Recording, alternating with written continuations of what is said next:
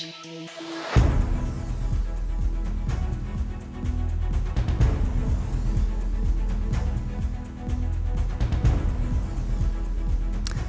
evening, I'm Marie Caso, and this is Ukraine Brief. Today marks day 1,427 since Russia launched its full-scale invasion of Ukraine.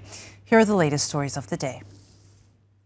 Russia launched a massive attack against Ukraine overnight on Monday. President Zelenskyy said on Tuesday that the country was hit by more than 300 drone strikes, as well as significant numbers of ballistic and cruise missiles. Kyiv and the surrounding region were among the most heavily hit locations, with at least one person killed. According to Mayor Vitaly Klitschko, 5,635 multi-story buildings were also left without heat this morning after Russian strikes hit critical energy infrastructure.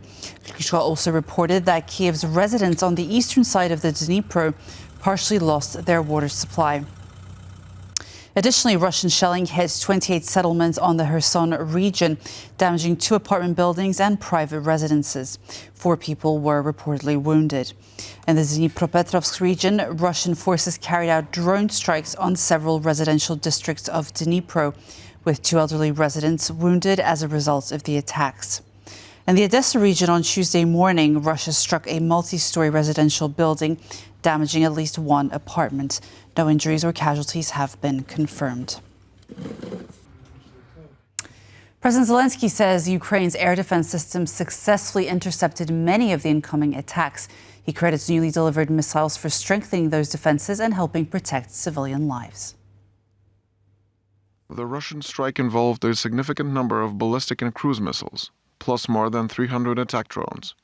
Our air defense forces intercepted a significant number of targets. The day before the strike, we finally received the necessary missiles, which helped significantly. Every support package matters. Missiles for Patriots, NASAMS, and other air defense systems are critically needed. The direct task of our entire diplomatic system is to ensure that Ukraine has sufficient air defense capabilities. And partners must not fail to deliver on this. Air defense missiles are real protection for human life. Speaking in Geneva on Tuesday, UN Human Rights Office spokesperson Ravina Shamdasani said High Commissioner Volker Türk was deeply angered by Russia's repeated attacks on Ukraine's energy facilities.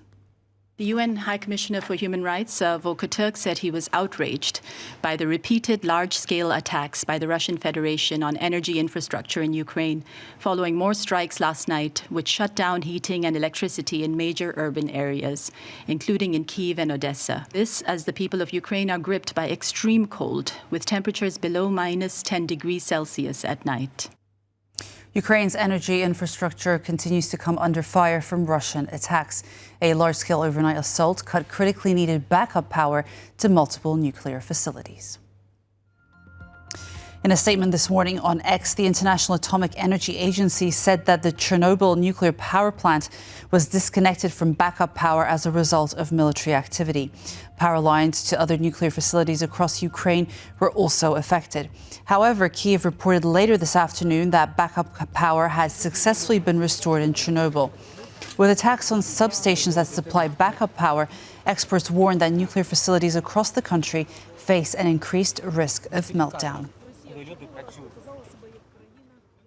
Ukraine's Foreign Minister Andrii Sybiha said today that Russia is leveraging the risk of nuclear meltdowns as a means of coercion. Russia's reckless attacks threaten nuclear safety. Russia is systematically attacking Ukraine's energy infrastructure to create blackout risks for nuclear facilities, including the Chernobyl site and other NPPs. While Russian officials speak about the importance of power lines, their forces deliberately strike substations, directly endangering nuclear safety and defying repeated IAEA warnings. This has nothing to do with atoms for peace. It is the use of nuclear risk as a tool for coercion. Ukraine is intensifying its engagement with the IAEA. We call on all the IAEA Board of Governors to react decisively and urgently convene a meeting of the Board of Governors and decide on the matter of Russia's presence on the board. Our position is that a terrorist state deliberately creating nuclear safety risks has no place there. And that's all from Ukraine today. Thank you for watching and stay with us on TVP World and tvpworld.com. Goodbye.